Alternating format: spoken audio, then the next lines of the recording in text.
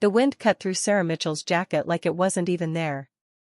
It was late October in Chicago, and the concrete steps outside the family shelter were colder than she remembered.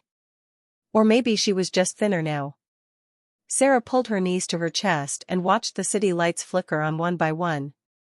Inside her worn backpack were 3 granola bars. That was it. 3. Inside the shelter, her children were asleep. Emma, 7 years old, had fallen asleep clutching her pink stuffed rabbit, the only thing Sarah managed to save from their apartment before eviction day. Michael, 5, had curled up beside his sister, his tiny hand resting protectively over her arm. They didn't know.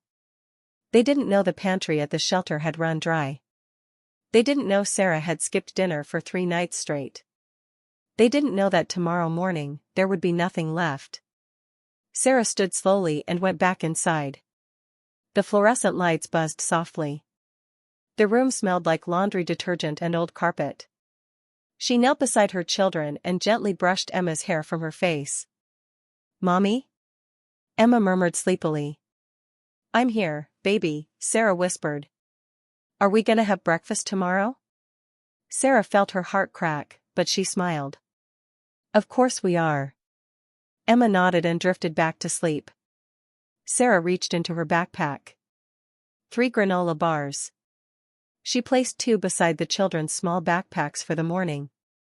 She held the third in her hand for a long moment, then quietly put it down next to Michael. Her stomach twisted painfully. She hadn't eaten in nearly 36 hours. But mothers don't think about hunger the same way other people do. They think about survival.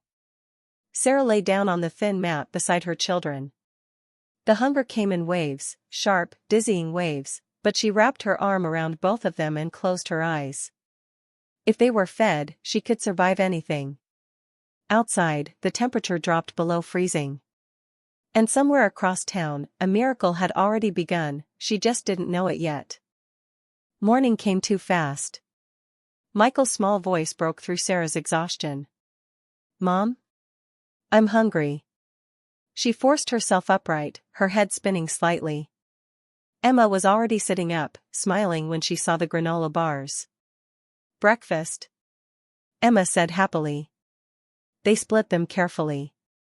Crumbs fell onto their jackets and they licked their fingers so nothing would be wasted. Sarah drank water from the shelter fountain and told herself it was enough. After breakfast, she walked the kids to school. She had practiced the smile in the reflection of a bus window, that everything is okay smile. At the school doors, Emma hugged her tightly. "You're the best mommy," Emma whispered. Sarah swallowed hard. "I love you bigger than the sky," she replied. Once the kids were inside, Sarah's smile faded. She hadn't told them the truth, that she had lost her second job cleaning offices at night. The company had cut staff. No warning. No final paycheck yet. Her phone buzzed. It was a text from the shelter coordinator.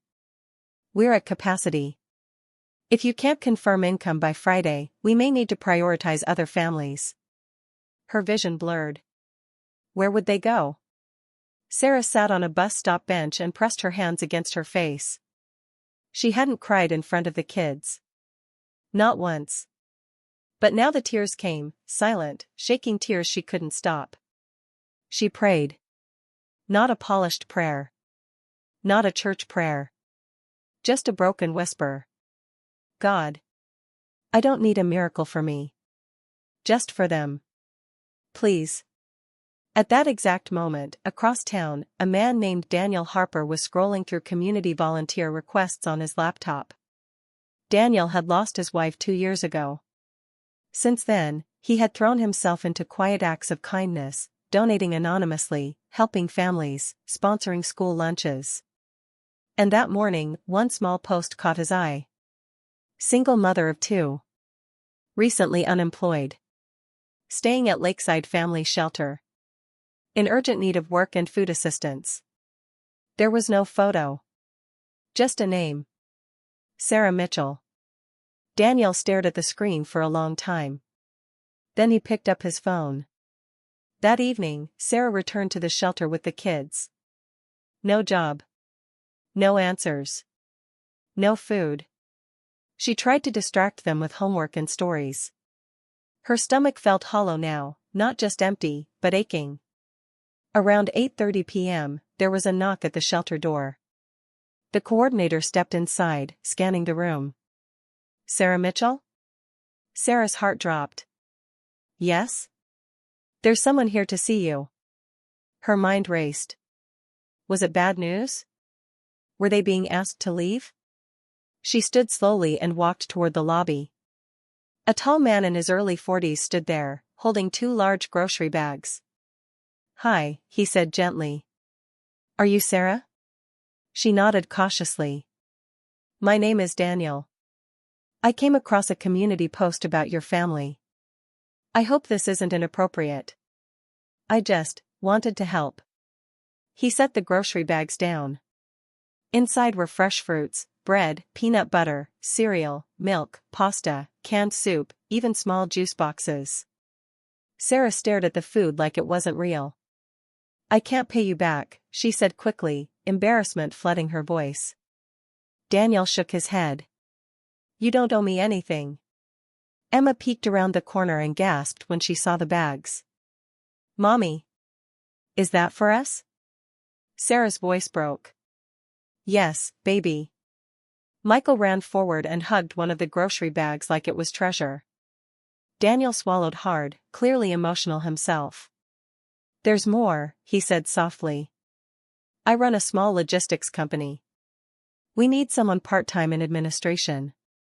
It's flexible hours. If you're willing, the job is yours. Sarah froze. What? I checked your background from the shelter's referral. You're qualified. And we can start Monday.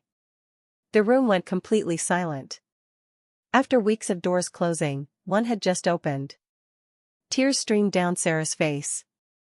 You don't even know me. Daniel smiled gently. I know you skipped meals so your kids could eat. That tells me everything. Sarah covered her mouth and sobbed, not from despair this time, but from relief. For the first time in months, hope entered the room. ACT4, the miracle multiplies. 3 months later, everything looked different. Sarah had gained weight, healthy weight. The dark circles under her eyes had faded. She was working full-time now, recently promoted. They had moved into a small 2-bedroom apartment. It wasn't luxury. But it was theirs. One Saturday morning, Emma sat at the kitchen table eating pancakes. Mommy, she said, remember when we only had one breakfast bar? Sarah smiled softly. I remember. Michael looked up. Are we rich now? Sarah laughed through tears. No, sweetheart. We're blessed. A knock came at the apartment door. It was Daniel. But this time, he wasn't holding groceries. He was holding a folder. I need your help, he said. Inside the folder were plans for a new community program, one that would provide emergency food boxes and job placement for struggling single parents. I want you to run it, Daniel said. Me? Sarah whispered. You know what it feels like. You'll lead it with heart. And she did. Within a year, the program had helped over 200 families. The mother who once slept hungry so her children could eat, was now feeding entire neighborhoods. One evening, after a long day at the center, Sarah tucked Emma and Michael into their own beds. Mom? Emma asked. Yes? Did God hear you that day? Sarah smiled, brushing her daughter's hair gently. Yes, baby. He did. Sometimes miracles don't look like flashing lights or lottery tickets. Sometimes they look like a knock on a shelter door. Sometimes they look like a stranger who chooses kindness. And sometimes they begin with a mother who refuses to give up.